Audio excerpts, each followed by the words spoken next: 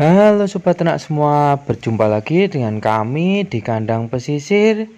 Kali ini kami ingin mengajak sobat ternak semua untuk mengulas atau berbincang-bincang tentang bagaimana jika kita beternak domba atau kambing itu berada di daerah pemukiman yang termasuk padat penduduk.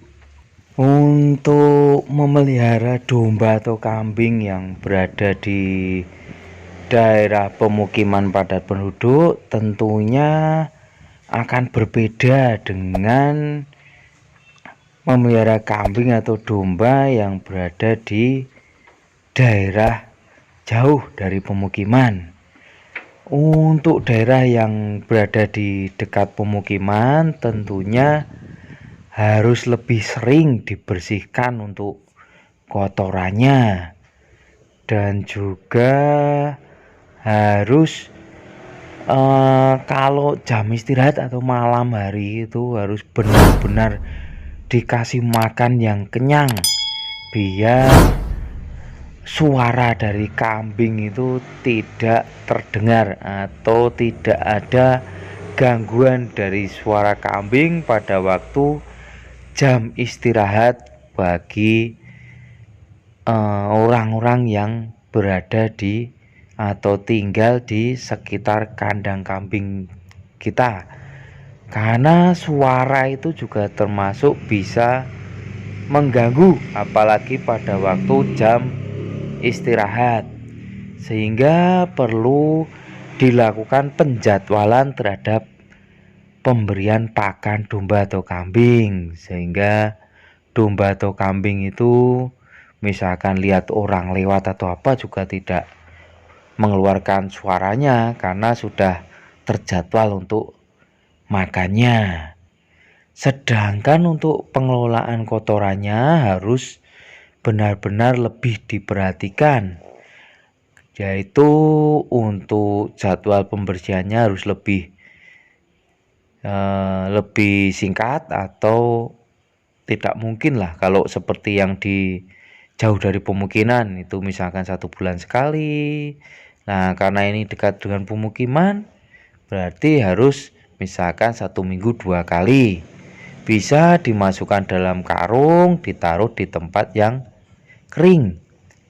Dan untuk kandangnya itu harus benar-benar kandang yang kering, atau kalau hujan itu airnya tidak menggenang, karena dengan adanya genangan itu tentunya akan menimbulkan bau.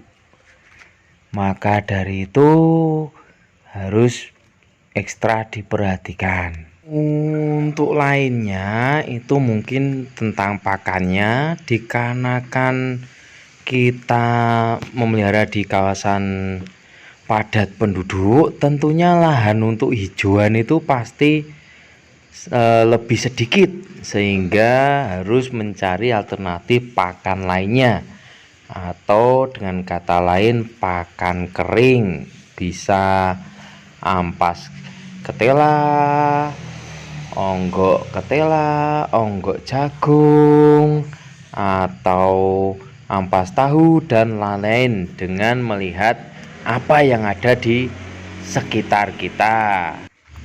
Jika di daerah kita ada kandang kelompok atau